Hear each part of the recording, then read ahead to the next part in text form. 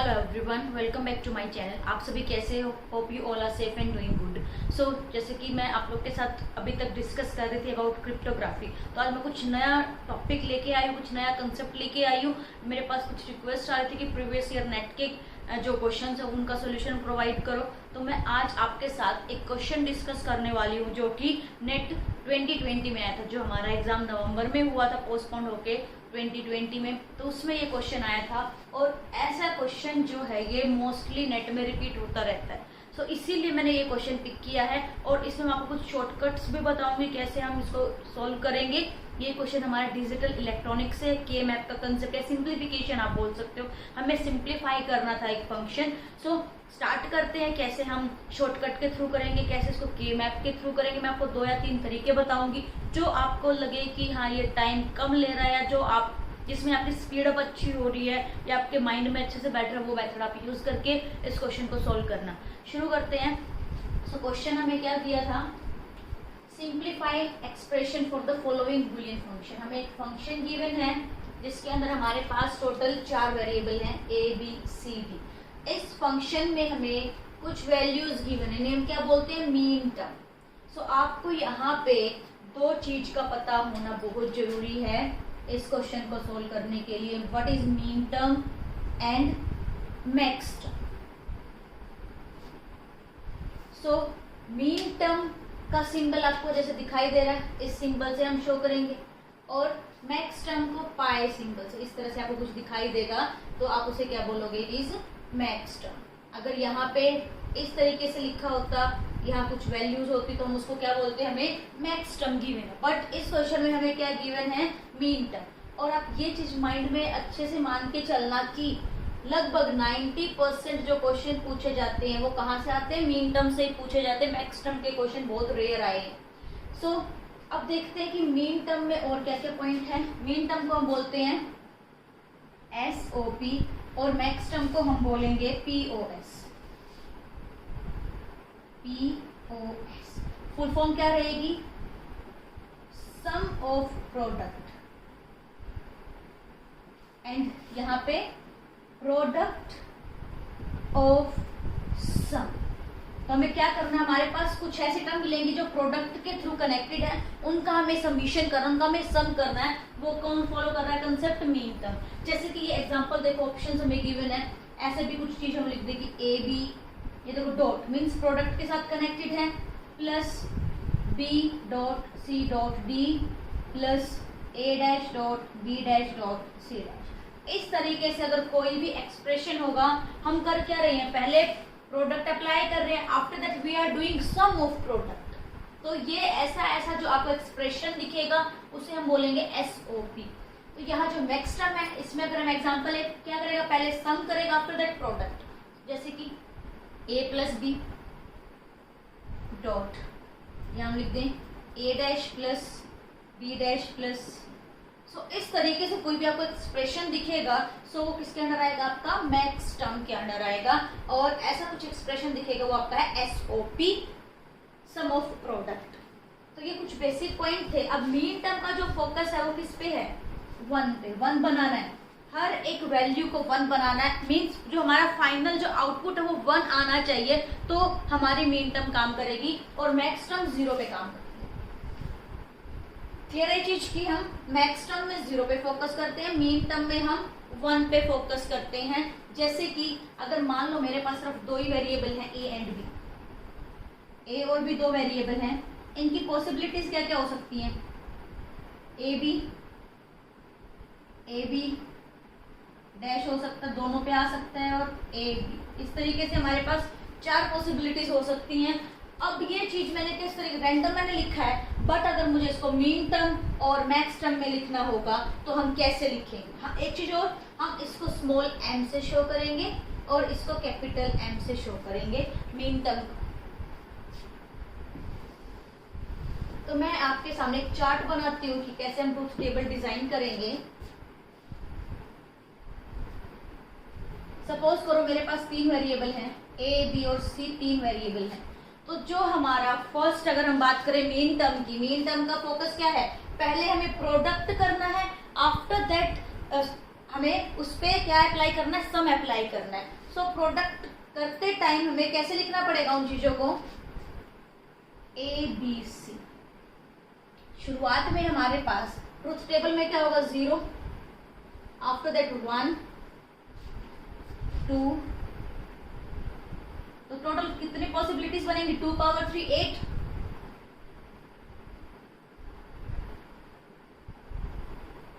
तो 7 तक हमारे पास पॉसिबिलिटीज बनने वाली है, और मैं यहाँ स्मॉल m से शो कर रही हूँ, मतलब हम मीन टर्म की बात कर रहे हैं।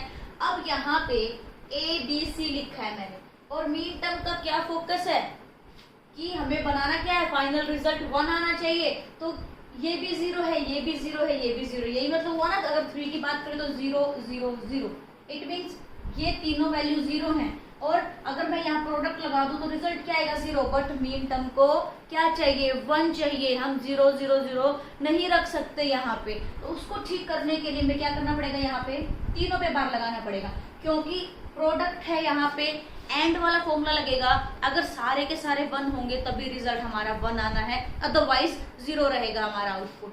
सो अगर मैं तीनों पे बार लगा दूं तो क्या बनाएगा, ये 0 बार करोगे तो 1 बन जाएगा, ये भी 1 बन जाएगा, ये भी 1, और फाइनल आंसर क्या आ जाएगा हमारा, 1 आ जाएगा। इस तरीके से हमें मेन टर्म की सारी वैल्यूज लिखो। इसको मैं बोल सकती हूँ कि m0 है, ये मेरा मेन टर्म 0 है। नेक्स्ट 1 की क्या सिचुएशन रहेगी, 0 0 1। ए बी सी के अकॉर्डिंग अगर हम चलें 0 0 1, तो ये जो 1 है ये सी पे है, तो सी तो एज इट इज रहने वाला है, हम बार नहीं लगाएंगे, लेकिन ए बार बी बार हमें करना पड़ेगा, तभी हमें क्या मिलेगा, फाइनल रिजल्ट 1 मिलेगा। ये हमारी है मीन टर्म 1। इसी तरीके से 2 को कैसे लिखते हैं, 0 1 0 लिखेंगे। सो कौन, बी एज इट इज रहने वाला है, बाकी हमें दोनों पे बार लगाना पड़ेगा, ये हमारी होगी मीन टर्म 2। सिमिलरली 3 को कैसे लिख सकते हो आप, 0 1 1, इट मीन्स हमें एक का बार करना पड़ेगा, बाकी बी सी सेम रहने वाले हैं। ये हमारी मीन टर्म 3 बन चुकी है। नेक्स्ट 4 को कैसे लिखते हैं, 0 1 0, ए बार बी, सॉरी इसको लिखेंगे हम 1 0 0, तो ये होगा ए बी बार सी बार, ये आ गया हमारा M4। 5 को लिखते हैं 1 0 1, ए बी बार सी, ये हो गया हमारा M5। 6 को हम कैसे लिखते हैं, 1 1 0 मीन्स ए बी सी बार, ये M6 हो गया। और यहाँ सारे 1 है तो हम ए बी सी लिखेंगे M7 में।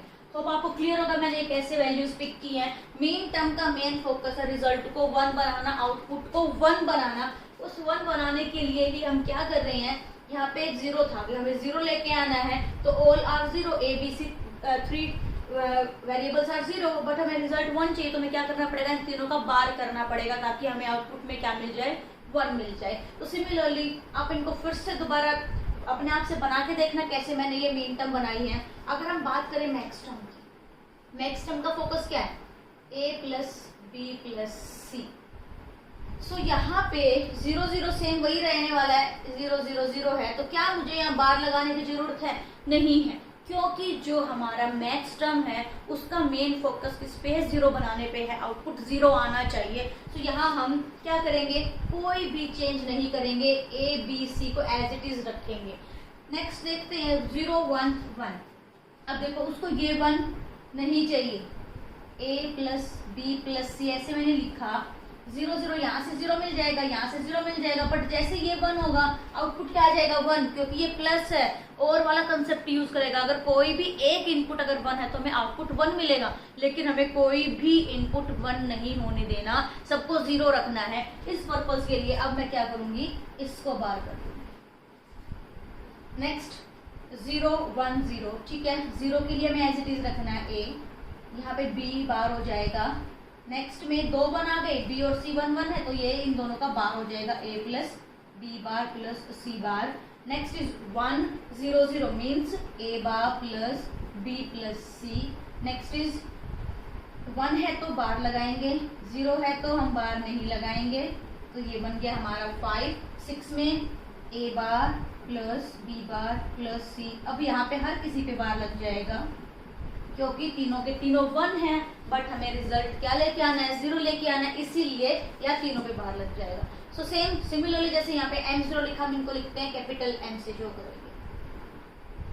तो ये हमारे पास आ गई मैक्स टर्म।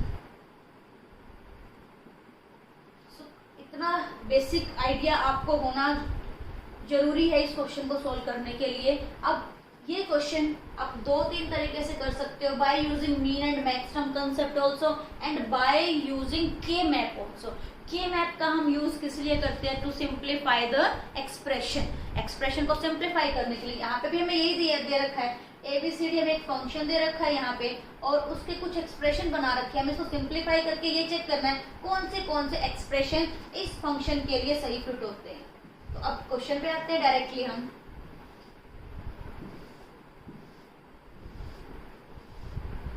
यहाँ पे अपने पास टोटल 4 वेरिएबल है। इट मीन्स हमें के मैप डिजाइन करना पड़ेगा। कितना? 2 पावर 4 मीन्स हमारे पास टोटल कितने सेल होने चाहिए? 4 × 4 16 सेल होने चाहिए के मैप में। तो मैं पहले के मैप बना देती हूँ यहाँ पे। ये मैप आपका साइक्लिक है नेचर में and it use grey code format. अब ग्रे कोड क्या फॉर्मेट बताता है कि आप एट ए टाइम सिर्फ एक ही वेरिएबल में चेंजेस लेके आ सकते हो। वो चीज भी हम देखेंगे कैसे। ही जो मैंने ये बात बोली इसका मतलब क्या है। अब जैसे कि यहाँ मेरे पास 0 0 है, फिर उसके बाद मैं लेके आती हूँ 1 0 1। मैंने एट ए टाइम सिर्फ एक ही बिट में चेंज किया। ये कंसेप्ट फॉलो करता है ग्रे कोड। अब जैसे मैं 2 लिखूंगी, 2 को मैं क्या बोलती हूँ 1 0। तो ये देखो ग्रे कोड नहीं हो सकता, 1 के बाद 2 नहीं आएगा क्योंकि मैंने एक ही टाइम पे दोनों बिट को चेंज कर दिया। तो पहले मैं 2 नहीं कर सकती, पहले यहाँ मुझे 3 लिखना पड़ेगा ताकि मैं एक टाइम पे एक ही बिट को चेंज करूँ। आफ्टर दैट हमारे पास 2 आएगा 1 0। अभी भी मैंने क्या किया? एट ए टाइम सिर्फ एक ही बिट को चेंज किया। तो ये कंसेप्ट फॉलो करता है ग्रे कोड। और वही चीज के मैप यूज करेगा। जैसे ही मैं के मैप में 0 1 वैल्यूज इंसर्ट करूंगी, ये मेरा 0 है, ये 1 है, तो मेरा 2 यहाँ आएगा ना कि यहाँ पे। यहाँ मुझे 3 लिखना है। तो ये कंसेप्ट फॉलो करता है के मैप। यहाँ 3 4 5, सिमिलरली 6 यहाँ जाएगा, फिर 7। अब यहाँ पे 8 इधर आएगा, 9 10 11 12 13, फिर से 14 नीचे जाएगा और 15 ऊपर आएगा। तो ये कंसेप्ट था ग्रे कोड का कि at a time you can change only 1 bit. तो ये फॉर्मेट इस वजह से यहाँ 0 1 इस तरह से लिखा था कि आपको ये कंफ्यूजन हो कि 0 1 2 क्यों नहीं आया यहाँ पे। तो ये रीजन है, ग्रे कोड का कंसेप्ट का रीजन है यहाँ पे। अब देखो मुझे यहाँ बनाना है पूरा 0 0 और मैं बात कर रही हूँ मीन टर्म की। अब मीन टर्म का क्या फोकस है? 1 बनाना। तो ये CD है, मुझे 0 0 चाहिए तो क्या होगा? यहाँ पे दोनों बार आएंगे ABCD, तभी तो ये 0 0 बनेगा ना। यहाँ AB भी 0 0 रहने वाला, ये भी 0 0, सबका बार है तो लास्ट में हमें क्या मिल जाएगा? 1 मिल जाएगा। सिमिलरली अब यहाँ आ जाओ, यहाँ पे हमें क्या लिखना पड़ेगा? AB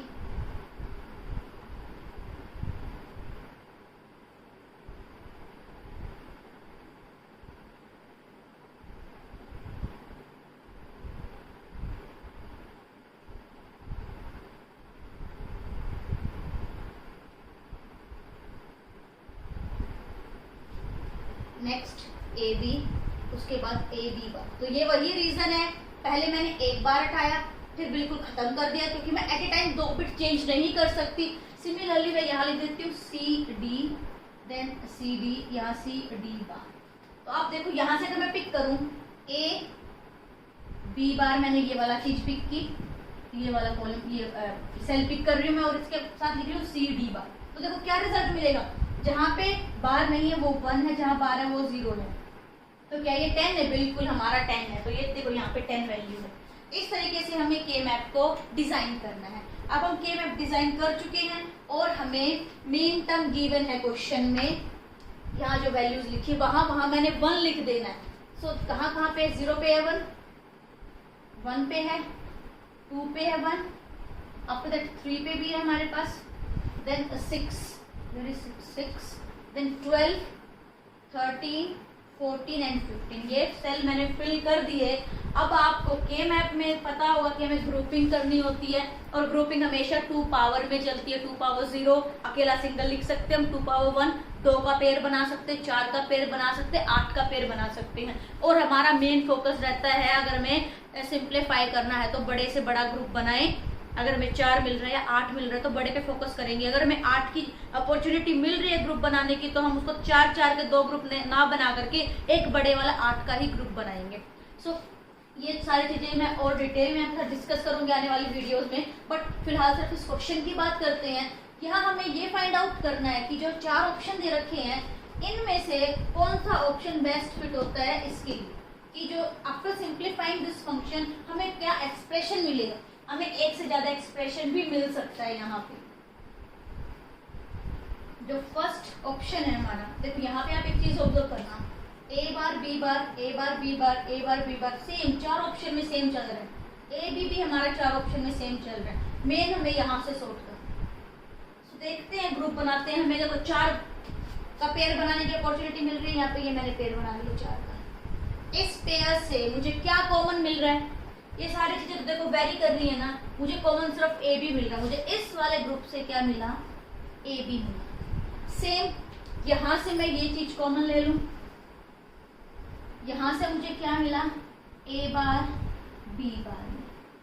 आफ्टर दैट सिर्फ एक ये बचा। अब मैं इसको अकेला भी ले सकती हूँ, लेकिन नहीं, हमें क्या करना है, जितना बड़ा ग्रुप बन सके उतना बड़ा ग्रुप बनाना है। तो यहाँ पे 2 पॉसिबिलिटी है ग्रुप बनाने की, या तो मैं ये वाला पार्ट पिक कर लूं या फिर ये वाला पार्ट पिक कर लूं। तो इट मीन्स हम के मैप को तब सिंप्लीफाई करते हैं, हमें एक से ज्यादा एक्सप्रेशन मिल सकते हैं। तब मैंने ये वाला ग्रुप पिक किया। यहाँ से कॉमन क्या आ रहा है, सी डी तो कॉमन है ही। इसके बाद ये 2 चीज कॉमन है। यहाँ ऊपर जाओ, यहाँ पे क्या कॉमन हो रहा है, ए बार कॉमन हो रहा है। तो मैंने यहाँ लिख दिया ए बार। इसके कोरेस्पॉन्डिंगली मुझे मिला ए बार सी डी बार। अब ये वाला ग्रुप देखते हैं। इस ग्रुप में सी डी बार तो कॉमन आ ही रहा है हमारे पास। अब यहाँ से आप ऊपर जाओ, ऊपर जाके चेक करो कि क्या कॉमन आ रहा है, बी कॉमन आ रहा है दोनों में। तो यहाँ मैंने लिख दिया बी सी डी बार। अब आप चेक करो ये हमें किस किस ऑप्शन में मिल रहा है। ये तो पार्ट सबका सेम था ही हमारा, A bar C D bar, A bar C D bar. It means B is right option. Next में कहाँ मिल रहा है, बी सी डी बार, ये हमें मिल रहा है। तो D option is also correct. तो जो हमें ऑप्शंस गिवन थे, कौन सा राइट आंसर होगा, बी एंड डी, ये आंसर होगा हमारा। तो ये क्वेश्चन बहुत ही अच्छा और बहुत ही इजी क्वेश्चन था, जो कि अभी जब नवंबर 2020 में जो एग्जाम हुआ था इसमें आया था। तो ये मैंने एक तरीका बताया आपको कि कैसे आप के मैप के थ्रू इसको सॉल्व कर सकते हो। अब हमारे पास एक तो और तरीके हैं।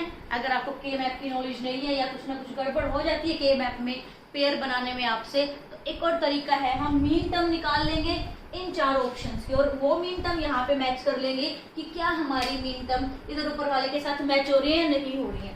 तो इसको देखते हैं ये तरीका हम कैसे फॉलो करेंगे। अब आपके पास कभी कभी ऐसा क्वेश्चन भी आ जाता है कि आपको एक एक्सप्रेशन देना है, उसको एक्सपेंड करके सारे के सारे उसके अंदर मीन टर्म है वो सब फाइंड आउट करो। तो वही चीज हमें करनी है। अब मीन टर्म फाइंड आउट कैसे करेंगे हम, अब यहाँ देखो ए बार बी बार है मेरे पास, इसमें कौन मिसिंग है, सी और डी मिसिंग है। तो अगर मैं इस ए बार बी बार में ये चीज मल्टीप्लाई कर दूं तो क्या मेरे रिजल्ट पे कुछ फर्क पड़ेगा, c प्लस सी बार। अगर मैं इसको 0 लूंगी तो ये 1 बना देगा, इसको 1 लूंगी तो ये 0 बना देगा, और तब लास्ट में रिजल्ट क्या रहेगा 1। तो मेरे ए बार बी बार पे कोई फर्क नहीं पड़ेगा, यहाँ से भी मुझे 1 मिलेगा। फाइनल आंसर मेरा फिर भी क्या ही आना है, ए बार बी बार ही आना है। तो इस तरीके से हम एक्सटेंड कर सकते हैं, जो छुपी हुई मीन टर्म है उनको फाइंड आउट कर सकते हैं। हाँ, ये ध्यान रखना है कि जो एक सिंगल हमारा प्रोडक्ट वाला एक्सप्रेशन है उसमें चारों के चारों वेरिएबल होने जरूरी है। जितने भी क्वेश्चन में गिवन, अगर 3 वेरिएबल गिवन है तो तीनों का होना जरूरी है। अगर हमें 4 गिवन है तो चारों वेरिएबल का होना जरूरी है। तो अब हम इसको अंदर मल्टीप्लाई करें, यहाँ से मुझे मिलेगा A bar B bar C plus A bar B bar C bar. अब फिर d प्लस डी बार है मेरे पास, यहाँ से अगेन इसको इसके साथ मल्टीप्लाई, इसको इसके साथ हमें क्या क्या मिलने वाला है, A bar B bar C D plus A bar B bar C D bar. Again ये वाला दोनों के साथ होगा multiply, A bar B bar C bar D, A bar B bar C bar D bar. ये मुझे 4 mean term मिल गई। सिर्फ ए डैश बी डैश में 4 मीन टर्म छुपी हुई थी, वो हमें मिल गई। अब कैसे फाइंड आउट करें कि कौन सी मीन टर्म थी? जहां जहां बार लगा है वो अपना क्या है, 0 0 है, और ये क्या है 1 1 है।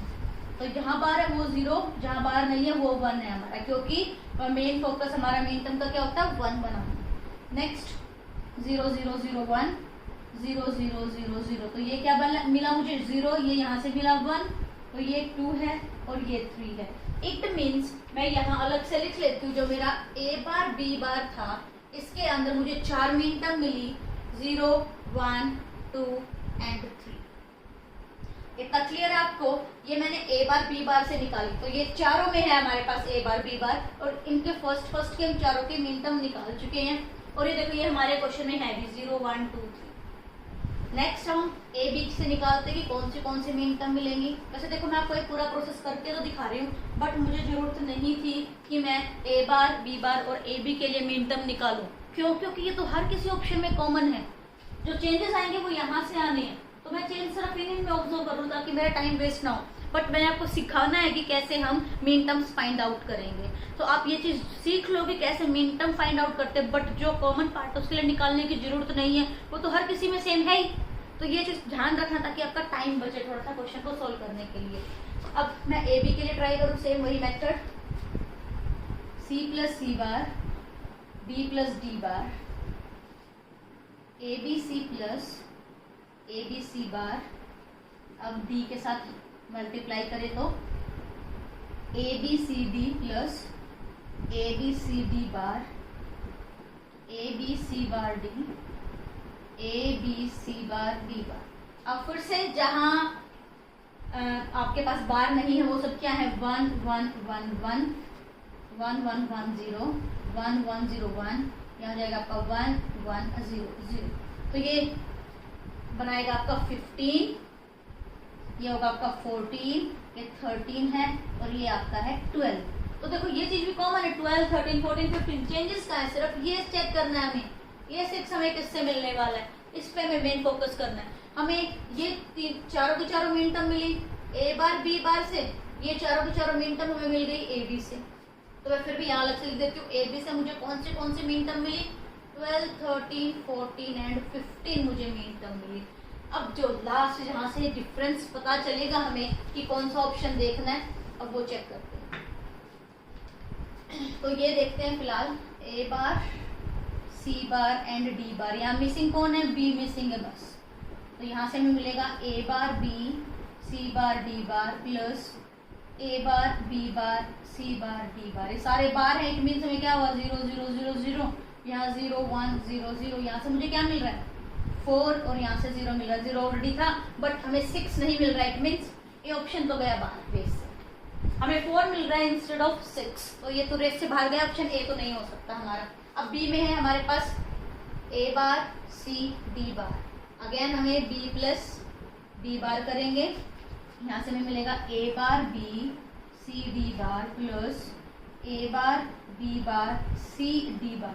देखो ये सीक्वेंस बिल्कुल ध्यान रखना है, ऐसा नहीं है कि मैं डी के बाद बी लगा दूं, फिर जो हमारा ये 0 0 वाला कंसेप्ट है कौन सी मीन टर्म है वो सब गलत हो जाएगा। हमें पूरा ए बी सी सीक्वेंस पूरा का पूरा प्रॉपर रखना है। यहाँ से मिलेगा 0 1 1 0, ये मिल रहा है हमें 0 0 1 0, ये 2 मिला यहाँ से, और यहाँ से क्या मिला मुझे 6। तो ये देखो कंप्लीट हो गया मेरा, मुझे 6 मिल रहा है बी से, इट मीन्स बी तो सही है। नेक्स्ट चेक करते हैं, सी ऑप्शन में है हमारे पास बी सी बार डी, क्या मिसिंग है ए मिसिंग है, ए प्लस ए बार करेंगे यहाँ।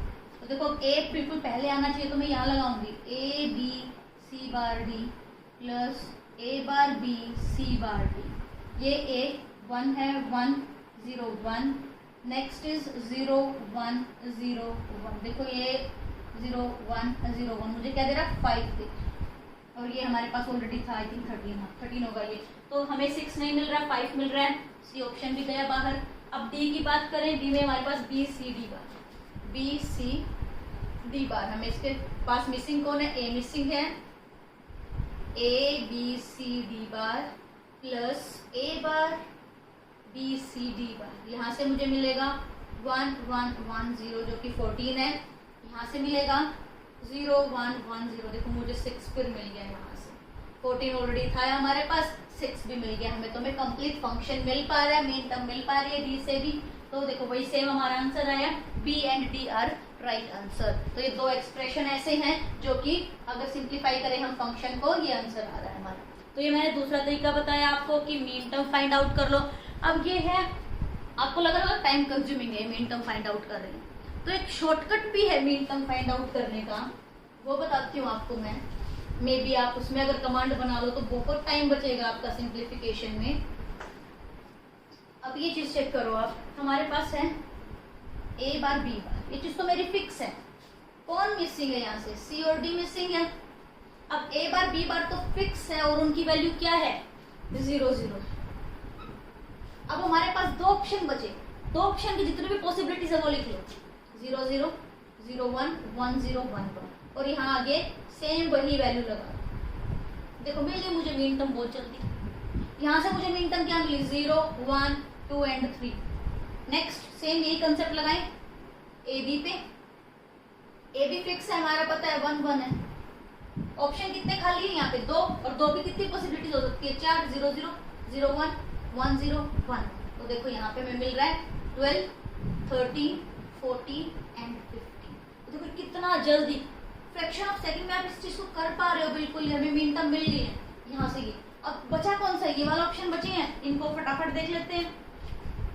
ए bar C bar and D bar, ये चीज तो फिक्स है मेरी, बार है सब पे, तो ये तो 0 0। बट बीच में कौन, बी गायब है। ये चीज ध्यान रखनी है, पोजीशन, बी की पोजीशन गायब है। और एक चीज गायब है तो पॉसिबिलिटी क्या है, या तो 0 हो सकता है या तो 1 हो सकता है, बस दो ही पॉसिबिलिटी होगी हमारे पास। तो यहाँ मैंने लिखा 0 0 0 0 0 0, और ये जो बी की पोजीशन है यहाँ, या तो 0 हो सकता है या तो 1 हो सकता है। तो यहाँ से मुझे 0 मिल रहा है, 4 मिल रहा है, 6 नहीं मिल रहा, गया ही ऑप्शन से बाहर हमारा। ए ऑप्शन गलत है हमारा, ये मैच नहीं कर रहा, हमें 6 मीन टर्म नहीं मिल पा रही यहाँ से। नेक्स्ट देखते हैं बी ऑप्शन, ए बार। अब कौन मिसिंग है यहाँ, बी मिसिंग है, तो बी के लिए मैंने यहाँ ब्लैंक छोड़ दिया, सी एंड डी बार। अब ये चीज फिक्स है, 0 ये 1 और ये 0 0 1 0, या तो यहाँ पे 0 हो सकता है या तो यहाँ पे 1 हो सकता है, दो ही पॉसिबिलिटी है। तो ये 0 0 1 0 मेरा बना देगा 2 और ये बना देगा 6। तो देखो हमारा ये आंसर सही हो गया, बी वाला, हमें 6 मिल रहा है यहाँ पे।